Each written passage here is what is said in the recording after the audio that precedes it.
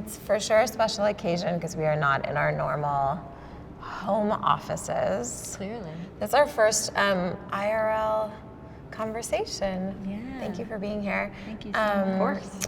Often when we're doing this digitally, we just ask people to give like a little hello and a little intro, like who, what, where, when, why. Do you want to like give us a little spiel about who you are, what brought you here, why we're here, in this Why are incredible we way? here? Well, first of all, my name's Gabrielle, so you know it's in the name. I like to gab, so Yeah. definitely in the It's right gonna work out well. conversation with y'all. Exactly. So I'm the coordinator of public programs at the Greenwood Cemetery. I started a week before New York City lockdown, March 2020. So, you know, coincidences. not at all. Yeah. So I started, you know, with the events team, and then a very quick pivot. I ended up helping, you know, take burial orders, answering the phones with the incredible administrative team. I got offered, you know, Saturdays in the crematory, so I started seeing that side of things. Would you like? And then, yeah, Greenwood really just fostered my like continued education in death studies. Because in college, I just really wanted to watch 6 Feet Under. That was my favorite show. So good. It was the first show that really spoke in depth about death. I couldn't Big stop time. watching it. Yeah, And the music. and the music. The music. Yeah.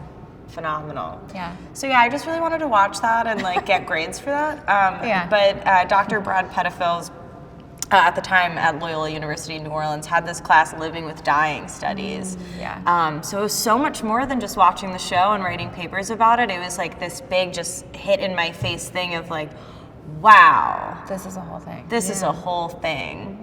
And actually on my interview here, I was like, well, my first memory is being at a wake in Brooklyn. Like, my first memory being alive is, you know, with someone dead in the, you know, funeral parlor. They're like, you're hired. Yeah, so worked out well. Did a certificate in thanatology, did a death doula training. Can you explain thanatology for people who don't know? So thanatology, you know, like death education as a whole is like more like, you know, a little bit more like spiritual side, rituals, etc. Thanatology is like the hard, like medical or just like scientific study of death and dying. I love that. Me too. Yeah. I like merging the dualities in my work, especially. Yeah, it seems super important that you have both. I mean, we talk about both a lot. Like, it's not one thing. Like, death isn't only sad.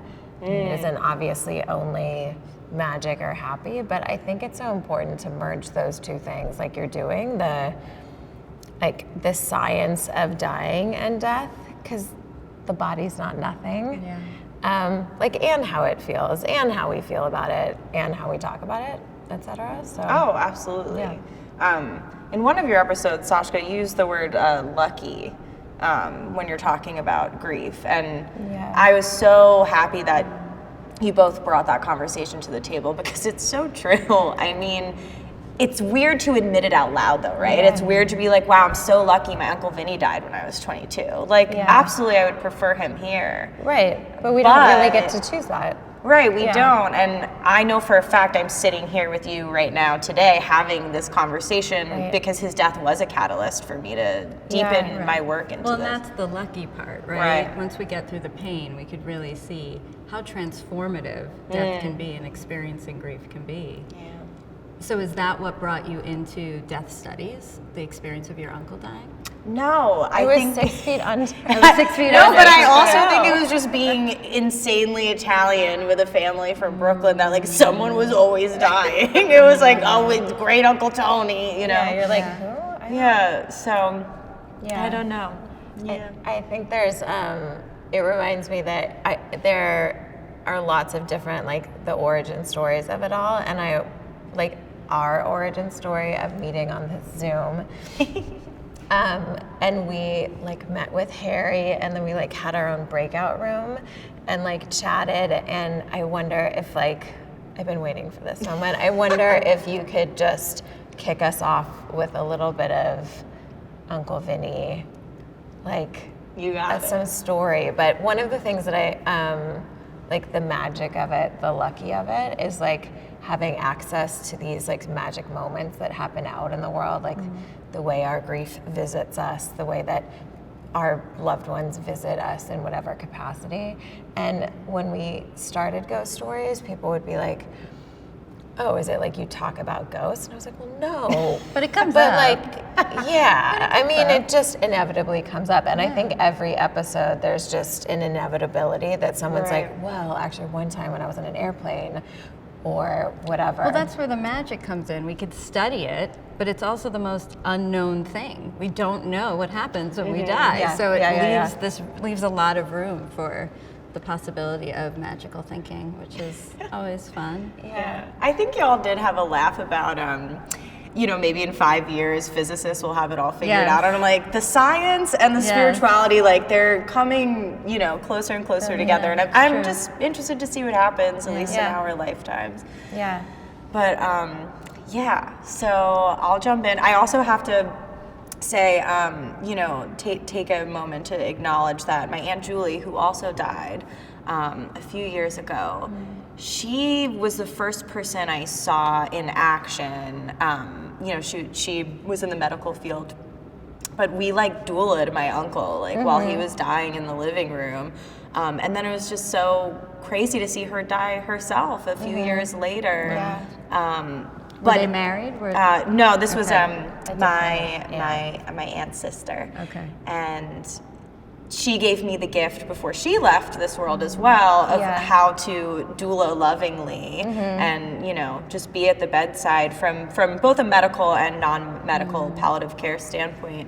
So with that being said, I'm going to tell one story from each of them about the otherworldly. Yeah. I know Sashka loves this one. Victoria, can't wait to tell you. So my Uncle Vinny, larger than life, captain of 235 in Bed-Stuy, FDNY. Our fire station. Which is wild. We just discovered that. Wild. Yeah. I'm walking home one day and it's raining.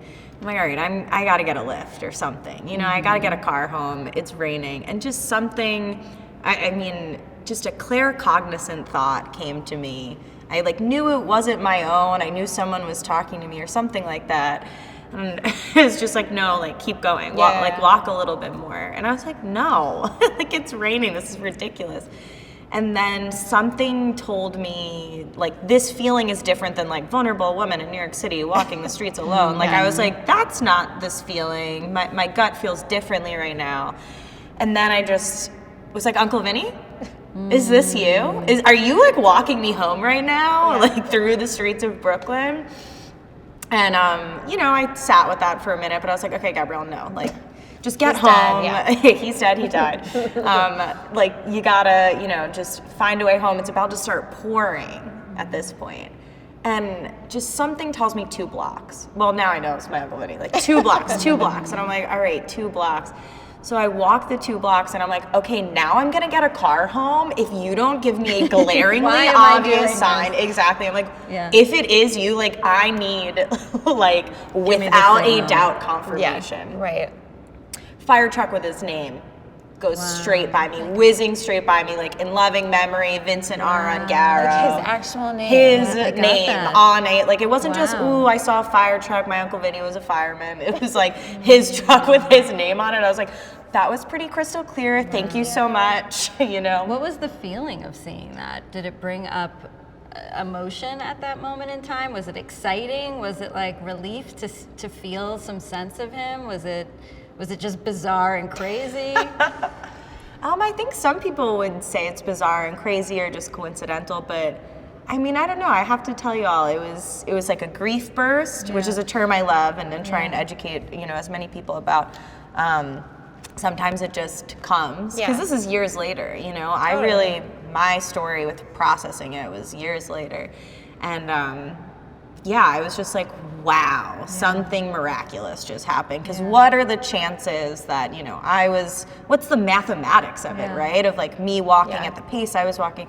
So I was overcome with absolute joy and absolute grief. So I gasped and I laughed and I smiled, and then just as hard as the rain was coming down, so were the tears. Beautiful.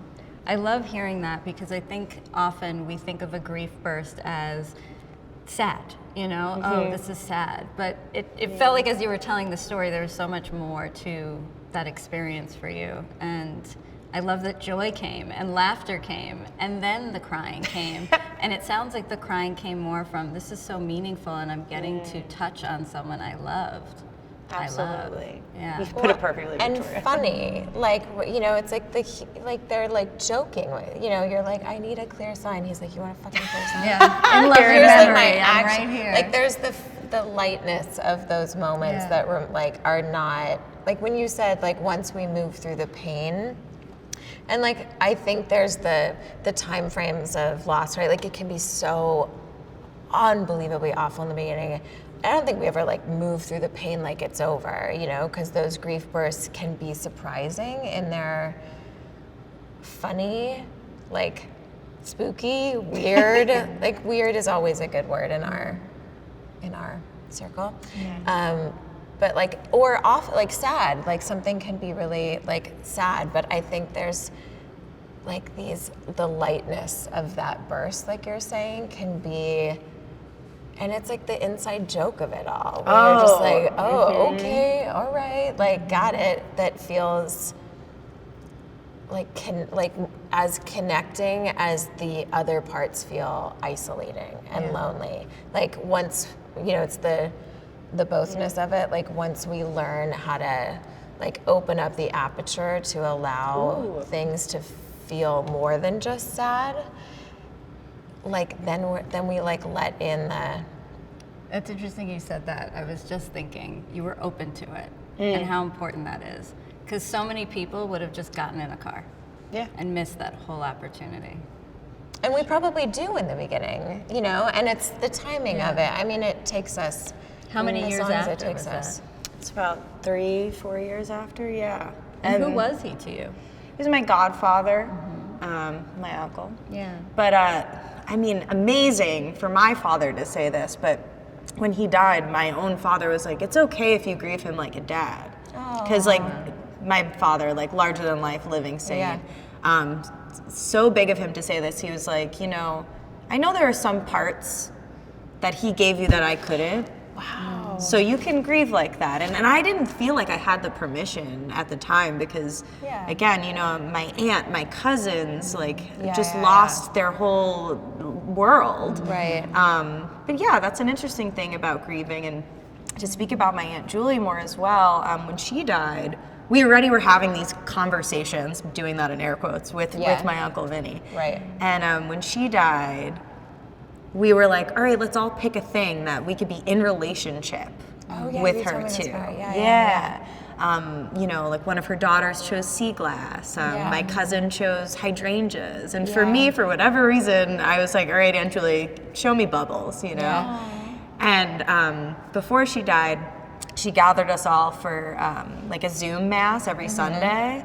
And the first one we did after she died, I was like, all right, it'd be like cool to see bubbles. And I just have this vision, like this vision of just bubbles filling the entire room. Yeah. And I'm like, Aunt Julie, I'm like in the kitchen right now, like on Zoom church with everyone. Like, it's not gonna happen. Yeah. I'm like, there's literally no way, like I'm not on a sidewalk where a kid's gonna start blowing bubbles.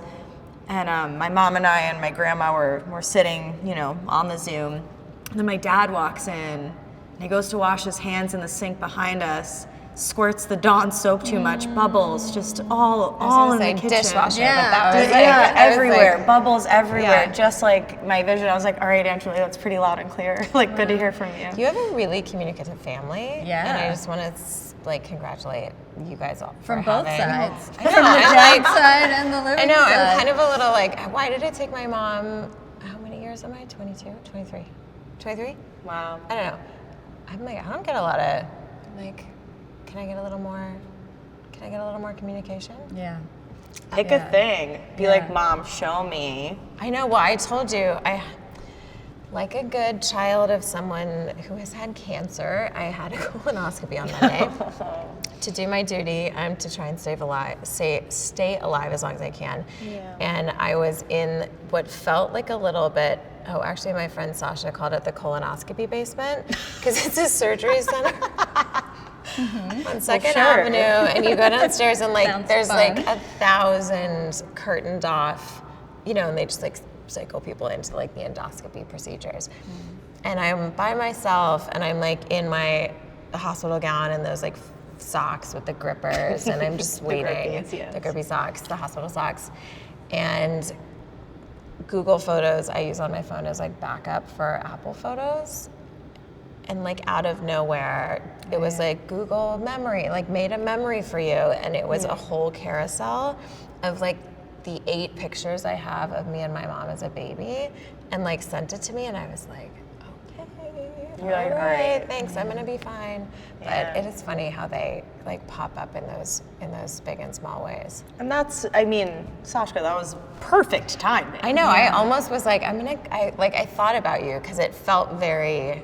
Now I'm gonna keep saying my cousin Vinny, but my Uncle Vinny. I was gonna ask you, just since we're in this like incredible space that's like hard to not just be sort of like soaking in as we're talking. Yeah. Are there parts of Greenwood that feel more stuff in them than others? Absolutely. Like where's the good stuff Where do happen? people like to hang on the after Yeah. Where are they hanging out? Yeah. So at the height of the pandemic, when this place was like, instead of 2,000 people on a weekend, like, 10,000 people on a weekend, upwards of that. That's crazy. yeah. 10,000 No, yeah, it was people. pretty Incredible. wild. We were like, oh, we're gonna ask about that. That's Yeah. Wow. Yeah. But so many people, like the feedback I got was, whoa, I was just coming in here because Prospect Park was overcrowded. I did not realize how tranquil this place is, how Totally. serene, how calm and peaceful I feel, Yeah. how, connected I felt because I saw, my mom's name on a tombstone that had a beautiful poem on it Yeah. or something like that. So when I walk the grounds, I definitely sometimes can key into something, bigger than ourselves. Yeah. My favorite though is being alone in the catacombs. Like, we have concerts in there and know, things like that. yeah.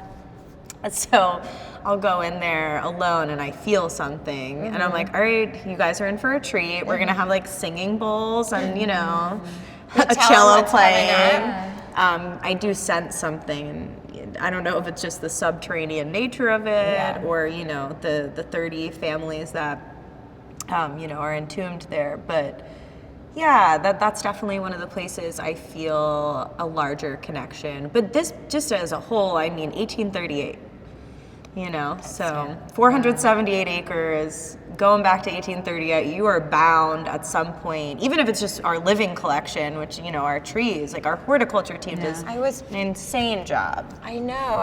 One of the things that's so special about being able to visit here regularly is noticing really how much the seasons change and affect the look and feel of the place, which is sort of obvious, right? Like seasons make things look different. I still get surprised every time. But I feel like the blooming, and then I saw a video on YouTube with your horticulturist, and even just talking about like why choosing like certain magnolia trees for certain space, it's so thoughtful. And you can really sense that when you're walking around. I was telling Victoria driving in, I walk around here sometimes with a friend, and there's the like part of the road that has all of those maple trees. Oh. And he calls it his like spiritual car wash, I like love walking that. through Spiritual there. car Like there's wash. like something about just the transit of going through those trees that are like so spectacular that that like is what makes this place incredibly special among other, thousands of other things that come with age. How many people are here? Or I think we're buried here? Have been laid to rest here. Yeah, or memorialized here, Yeah, which right. is cool. Right. So factoring everybody in, it's about 600,000, upwards of that. Wow. Yeah, so well over 500,000 at this Wow. point. Wow. Pretty wild. I mean, that's a lot of people. Yeah. That's a lot of people. I just wanted to go back to something because you were talking so much about sensing things and the openness that you have to sense things. And I find that a lot of people who work in the death space have this like extrasensory capacity that's been trained. Did you feel that forever? Like, what were you like as a little kid? Oh, Victoria. What a question. My mother will be happy you asked. She likes to say I was pretty precocious and also just pretty out there. Again, only child, so I like didn't have this frame of reference with like siblings. I just was like, yeah, no, it's like normal to like, you know, like talk to dead people. Yeah. Like, Well, didn't you say It you is lived by a normal. cemetery? It is normal. yeah, like when everyone was like going on lunch leave in high school, like to the deli, me and my best friend would like bring our sandwiches to the cemetery. That's what my friend and I do too. Yeah. We hung out at the cemetery. All right, see, I have Put found their my makeup people. on and go to Where the you're- yeah. cemetery. Yeah. All right, well, Yeah. I'm glad the dead and death and dying have brought us together. Yeah. I feel like, you know, healing inner child, teenager Gabrielle, that was like, why am I so cool and comfy with this? Like, Well, you know, they're we're out there. beautiful. They're beautiful. It makes me happy to hear that you're an only child because I'm like, oh, Lucian could be cool and weird. Of course.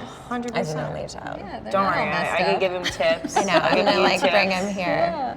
He was like, "What are you guys doing today?" I'm like, "Don't worry about it. We're going to the cemetery." He's like, "Okay, bye. We're going to school." Mom being mom. Mom being mom. Yeah. Is the way in which you like when we spoke the other day, you were researching something about brains. Yeah, Like- there's a brain donor project. Yeah. I get, you know, like a bunch of newsletters. As you do, As brain I donor do in this research, space. right? Yeah. Yeah, and I think there's a lot happening in that field. Yeah. I was happy to see that was like stirring up in the headlines, because I think we think about regular organ donation a lot with our death. Yeah. We don't really think about our brains, Yeah. which is I've wild never to thought me. about Yeah, I've never thought about I'm that. I like- never thought about it Yeah. a day in my life. Yeah. So something to consider and you know, keep the finger on the pulse about with what the research. No pun intended. You're I'm like, laughing. yeah, 'cause Well, I just saw. what pulse? You're like, what pulse? You're dead. You died. I just saw the cellular biologist Bruce Lipton talking about a story where a woman received a heart transplant. Oh wait, the nightmares. Well, she was having all of these nightmares, and the police were actually able to catch a murderer because the heart that she received was from a woman who was murdered, and the memories that were coming up for this woman who received that heart allowed the police to solve the murder. And like this, Yep, cellular cannot- memory. like Yeah. the true crime of it all It's is like incredible to know how much information is stored in our bodies. I can't imagine what it would be like to receive a brain. Yeah. I mean, I'm like, that's an interesting choice. Yeah, I mean, I'd take it. yeah, Right? yeah. take it. Yeah. I think there's so much we can learn.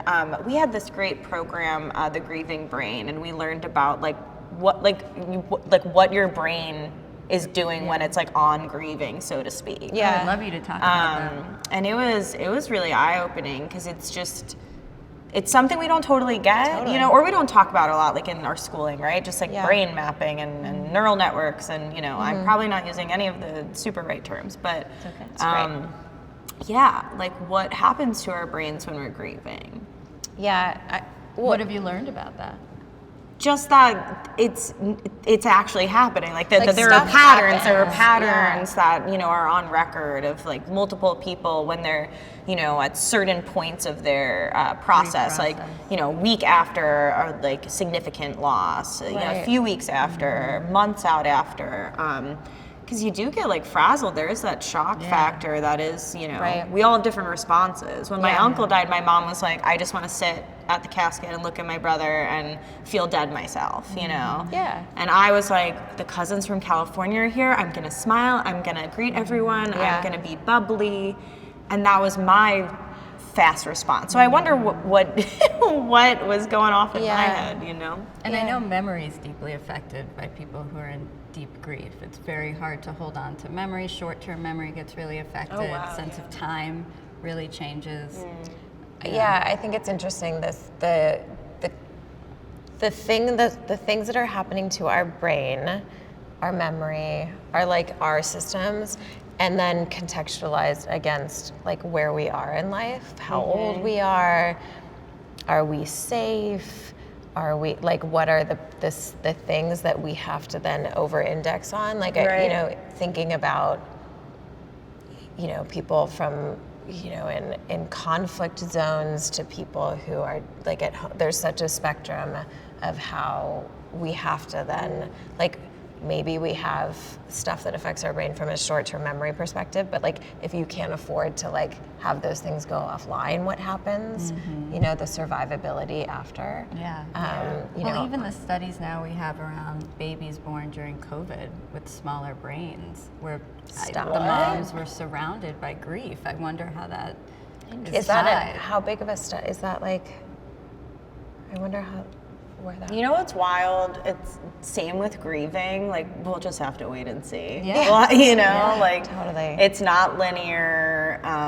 But you know, with something like that, there is a little bit of a line that, all right, let's keep an eye out for it. We'll see. But yeah, of course, there are multifactorial reasons. You know, we'll see with COVID. Yeah. Like, I mean, that's just like massive grief, and also. Like with the Earth, like we're witnessing mass extinction and climate change, and you know, we do programs on that too. We actually did a death cafe for grief and gardening, and we talked about, you know, because if you look at humans as the microcosm, then you know you zoom out the macro of like the Earth itself as a living being. You know. But I did want to ask you guys a question. Oh, Go right ahead. Well, I have Sounds a like few. yeah. I have a few. But how do y'all feel in the space, or in a cemetery or this cemetery? How does it help contextualize what you do here on the podcast? Like, you know, is it an anchor point or? It's interesting. I very rarely have gone to visit my mother. Maybe because she was in Jersey, and who wants to do that driving? You could get stuck there forever. You could get stuck in Jersey. Those That would be freeways, man. awful. But I also didn't have access as a kid to just drive there, right? I had to ask. But even then, I wasn't that interested in going to see my mother at the cemetery. You were 6 when she died, I was right? 6, yeah. But I loved going to cemeteries because I wanted to be surrounded by death. Your people. Because people. there were so few Our kids. friends. There were so few peers that I had that understood what I was going through, and my family wasn't vocal like your family seems to be. So it was a place where I could feel some sense of connection to something that I was experiencing, and it was so comforting to me, and it felt really cool. It was this different part of me. It was empowering. The 90s. Yeah, the 90s. I had my grunge phase. Yeah. But It was a look. it was a look, and it was a feel, and it was a vibe, and it allowed me to feel more of myself. I didn't have to hide a part of myself, especially at that phase in life. And I've just always found cemeteries to be very peaceful and beautiful. It was probably one of the first times where I learned how to sit and meditate was at the cemetery, because what else do you do besides sit and take in and try to open up that other extrasensory part of ourselves. So I always felt very comforted by a cemetery, and I was so excited when Sashka was like, guess what we're doing? Like I have a little bit of a This thing I've couldn't been be more working on. perfect. Yeah. Yeah, I mean, I think we maybe have talked about this before, but my mom is buried in Santa Cruz, which is where I grew up, and my husband and I and Lucian, we lived in Santa Cruz for 6 years before coming back to New York, and I realized that I was probably there for 2 years, honestly, without remembering to go to the cemetery. Like she was a mile, her grave is a mile away. And I realized, oh shit, I should go. And my son was young, so like there was an interesting thing about revisiting the cemetery. I moved away from home almost the second she died, so I was sort of far away from her, so to speak. But I remember I took Lucian, and it was interesting because it was the beginning of sort of having to tell him about my dead mom. How old was he around then? 4? And it was interesting to have to figure that out, because I had to realize, like, oh, well, my husband has a mom who's still alive. At some point he's going to be like, well, where's your mom? Like, there had to be that conversation. So I contextualized that conversation by going to the cemetery, which extreme or not, we go, and it's a beautiful, very teeny tiny Jewish cemetery. It's not It as is many, beautiful. not as many I've Jews in been. California. Yeah. But gorgeous, like shaded, and it feels almost like southern. There's eucalyptus does, trees, but yeah. it kind of has this like southern feel to it. And so I took him, and sort of a throwback to you at 6, like we're walking around, and he can be a very contemplative kid, and he can really like pause and sort of take a lot in. And we go to the grave, and I'm like, I don't know what I'm doing. Like I'm sort of barely, and he looks around and he goes, she's not here anymore. Wow. And I was like, you're right. Like she's not here anymore. But we did find stones, and we did bring them over and like do that. And to some degree, though, in the same way that when she died, and I sat with her and her dead body, I was like, okay, I don't really know what I'm doing. I used to have that feeling in a cemetery at that cemetery, of sitting there, kind of being like, guess we're just here. Like there's a little bit of a barrier for me at her cemetery that I don't necessarily feel at other cemeteries. I feel like here, when I go on walks, I could relate to that for sure. I walk around and I like feel like an insider, which is maybe a little psychotic, but like, No. you know, I'm like, oh, now I know all about this. When I go to my mom's, I'm a little like, here. Yeah. I think the first time I walked here again after not having visited for a while, I was like, oh, like these are my people. Like, The face you're making. none of them are my people, but like You never theoretically, know. you True. know, maybe You never before. know. I in the mean, there before time. might be someone here that just knows feels if really they're connected to you when you walk through the Totally. grounds. I've heard a lot of stories like that. Right, and I that's think interesting. that like what's interesting, and we were talking about this like before we started recording, is that I've not spent a ton of time in churches or chapels, like more so traveling around Europe, like all the times I went and like backpacked around.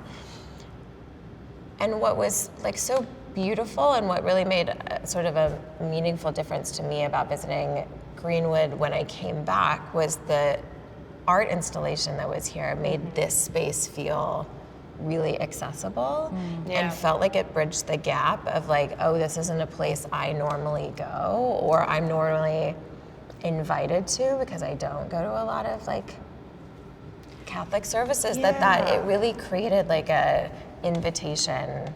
Like you guys do such a good job with that here. Thank you. But also, you know, to go back to what you did with your son, is like you created this invitation and used the cemetery as a tool and like as a facilitator, right? I mean, when we had the installation you were just talking about, one of my favorite things like it was a public ritual. You're invited to read and write things, and it was obvious when, you know, it was children writing them. And just the one that just has always stuck with me is, my hamster died, I'll never be the same. And I was like, oh my God. But the fact that, you know, he was able to interact. I'll never be the I'll same. never be. I mean, My it's hamster probably died, his I'll never first be the same. Well, experience that's with death. true. Yeah, that's with pets. We learn so much. Yeah. And also as children. So Victoria, I'm interested, I know, you know, you were just 6, but that's pretty much, you know, age of awareness. Like, do you remember how people like interacted, or what kind of language they used with you, or? There was very little conversation that was had with me when my mother first died. I actually wasn't at her funeral. They felt like it wasn't appropriate for the children to go, which I wish I had gone. You know, that's something that is always stuck with me, that desire that I didn't get to feel with my body what was happening. And it was so confusing, right? I didn't understand permanence. I kept seeking information by, I think, looking for her in different places. And once I woke up, and I think I've told this story on our podcast before, but I had a dream about her. Yes. And I heard woke this. up and was like, oh, that's never happening again. So, I don't find that people were very helpful. I remember my neighbor actually coming up to me when we were all sitting Shiva, and he was like, "Are you okay? Your mom's not here anymore. Your mother has died." And I was like, he's like, "Do you understand?" And I was like, yeah. I remember just saying yes and continuing to play. And I remember getting in trouble for being too playful. We like that guy. He's okay. Yeah, he actually was committed into a mental institution many years later, but he knew, but something about him. Yeah, he did. But I actually wanted to ask you if you have death education programs for children, or even grief circles, or grief support for children, because I feel like in our society especially, we've been so stripped down from tradition, and children really aren't as involved in death, and I feel like it's a huge disservice. Oh, big time, Victoria, big time. I'm glad you brought that up. As we expand death education, I think we're gonna have like a whole slew of programs on this. We're working with the education team as well, but what we've been able to do so far is we've had a few sessions of how to talk to kids about death. Yeah. Worked with a child psychologist, some partner organizations in Brooklyn, that bring the audience and bring the, hey, we want and need this, can you help facilitate it? And we learned some really amazing things. For example, what does a child think and know from 0 to 4 about death and dying? What can they, digest? 6 to 7, like what are you going to expect from your teenager if it happens, right? So those are some little things that I've been able to help friends already. They're like, my father died, I don't know how to tell my 4-year-old. And I'm like, here's a slideshow of really useful, good things to say to a 4-year-old, but also here's a list of things for self-care for you of what to expect. Because they don't understand permanence as much, you might get the same question over and over again. It might hurt, but if you were prepped for that and you have a little bit of that education behind you, you might be like, okay, my child is going to ask the same question over and over. I'm ready for it. Yeah, it's interesting. As like you're mentioning the funeral, I was just talking to Tara about my mom's funeral, and I went, I was present, but I blacked out most of it. Honestly, it was so, you're sitting, I was sitting, I don't, not every funeral is the same, but like your dead mother's in a box in front of you. It was like, okay, I got it, like I'm out of here. Like I fully flew the coop. And so I know that there were people that said things. Right. It was like Charlie Brown's teacher. I remember my cousins. I actually don't remember who else carried the casket, which is interesting. But I remember like watching my cousins and fully like losing my shit when they helped carry my mom's casket out of the temple. But there's all of these interesting ways, like we were just talking earlier, like how we protect ourselves, like the short-term memory stuff. Like our bodies do really wise and wonderful things to do what we need to do to protect ourselves in that moment. Because I don't know that, like it wasn't safe for me to like break down in front of 400 people, however many people were there. And so there's all these ways in which cemeteries and funerals and memorials and services, like especially here, like this is the historic chapel, but you also have the modern chapel, and that there's so many different ways to do it. I almost had to skin the cat, and I was like, that's why do we say that? But that there's all of these different ways that it can be meaningful and healing or not, and something else ends up being, that you can catch people. There's like a funnel, right? Like the burial can be one way, the Shiva can be another way.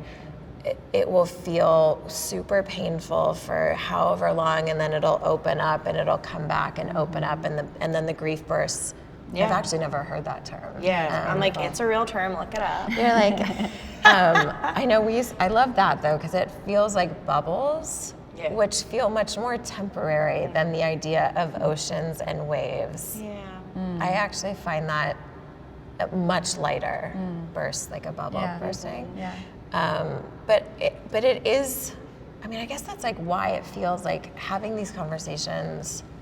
We were just talking in the car about how we never leave these without going, oh shit, I hadn't thought about that thing in that way. Right. Because there's as many ways as there are to die or to grieve, like there are to talk about it. Yeah. Well, it was interesting when a friend called me after her husband died on a motorcycle. And she has 2 kids. And she was like, I don't know what to do. Like, I need help here. I have no language. Yeah. Help me.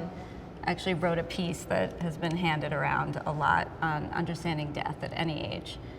And through the exploration that I got to have with her kids, I was like, oh my God, there's so many creative ways to understand transition and preparing us to understand death by understanding all these natural transitions that happen from day to night, from season to season, from ice to water. You know, there's so many different opportunities that we miss all the time. And being able to have a felt sense in the body of, we were here in one state and now we're in a completely different state. And there's a lot of magic in that. There's a lot of science in that.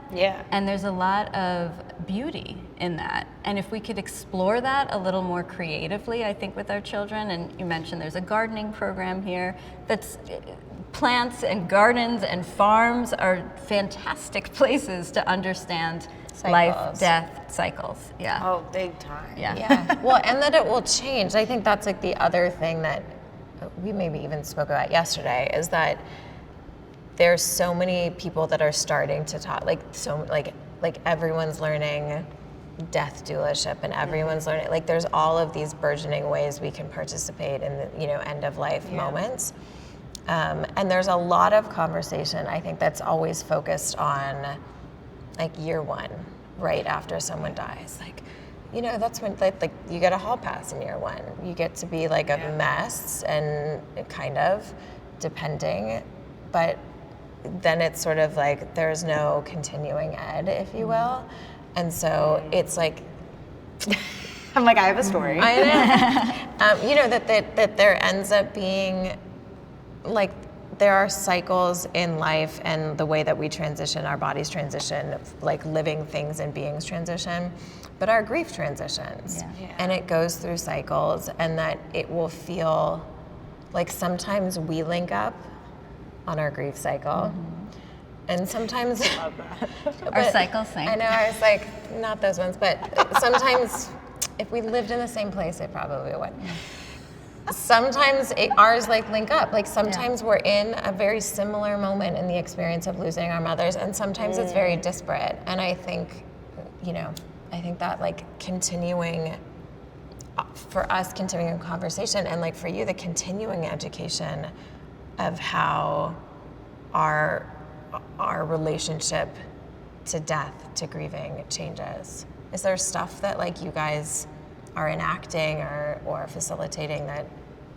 And you mentioned you had a story. Oh, I had a story. Yeah, no, Bring it on. my cousin, when my uncle died, she was just, and that was her father. So she was just like, how, like, what's the year that people are gonna stop asking me questions? Like, when is it not gonna hold as much weight as I want it to? Because I know for the rest of my life I want it to hold this weight, but when does... She wanted it to Yeah, she was like, when did... She was almost she's upset. like, when's the drop off gonna happen? Yeah, she's like, all right, like 1 year, 2 years, but now it's been 5. I haven't gotten like the same feedback or reach outs. Like, when is it gonna end? And if it does, I think I'm gonna be devastated by it. So talking about memorialization past these normal points, right? Of like 1 year, because like 1 year is significant, not only spiritually, but also, that's around the time you finish closing accounts out, and headstones in Jewish headstones. tradition. Exactly. So I think with Greenwood, what we're trying to do with the death education programming is just have it all over the place. Something for everyone kind of thing, Beautiful. Right, thank you. We really strive to do death practical programs, so that's, estate planning and, how to fill out an advance directive. We're bringing some more of those programs on board. But then, we have a lot of interactive workshops. Like, we've had some really great artists come in. Oh God, the artists. Yeah, their they'll artist do a residency lecture. program. Oh, yes. We're going to have an installation in the chapel in May. Rowan Renee, our artist in residence. And Heidi Lau was our first one. I saw that ceramic work, and I almost I lost my mind a little bit in that. Hauntingly beautiful. And getting to go upstairs, her work is absolutely breathtakingly. It's really very, very cool. And talk about, her Chinese heritage is infused in it, the death of her mother is infused in it, and then inspiration from Greenwood and spending time here that past year was all so obvious in the work. It's so amazing. Incredible. The artists come in, because the different cultures that the artists come from are really important for people to experience, that there's all these different ways of relating to death from around the Victoria, world. back to the other kind of programming we do. Oh, yes. We try to do, just from so many different backgrounds, religions, ethnicities, cultures. So I try and do a lot of cultural programming now. So many people walk through the grounds around the same time as Easter. There's, Qingming, a Chinese tomb sweeping ancestors day. People are like, what's happening over there? A lot of ritualistic burning of joss paper and things like that. And so we did a program on that. Really big. We got to do a program on the Cult of Santa Muerte to talk about, Dia de los Muertos. And it has brought such a larger understanding to our audience about how other people deal with loss and grief and how they care for their dead. I mean, in Ghana, they have casket dancers, which, I think my mother would be like, oh my God, what are they doing, But there, it's this huge celebration. Before we started recording, we were talking about New Orleans, New Orleans is a whole vibe. It's a party when it comes to that. dies. Yeah, when I was 15, I went down there the first time, and I was like, so a wedding just went by with the same band that the funeral I saw earlier go by. They're the same here? Yeah. Interesting, because where I grew up, one was somber and one was, dancing on the, it's both there. So, doing a lot of work with that. I'm working on a program, 197 ways of death and dying. So taking a little factoid from each country, some general death practices there, just to kind of normalize things. And it gives people more direction and choice in that, it doesn't have to look this way. I think we've said this before, but that in and of itself is the most simplistically perfect invitation to the concept, there's no wrong way to grieve. It's actually in the first episode with Miller, you're doing, it makes me cry every time I think about it. Every time I think about it. Our first guest, his father was a doctor and was dying, and as they're getting closer to the time that he passed, his dad looks at him and he says, "You're doing everything right." And it's it gets me every time, because it's because it implies you can't do this wrong. And I think the beauty of what you guys do at Greenwood is that you really, really explicitly give people permission to do it a lot lot of ways. Well, thank you, Gabrielle. Thank you so much. Such This a was pleasure to chat with you. pleasure was all mine. Come on. I'm delighted that we get to be here in this space. It was an absolute dream when it occurred to me to even ask. So thank you for being so open. Thank you for asking. My pleasure. We'll keep asking. Please do. Thank you for having us. Yeah. I appreciate it. Thank you. All right.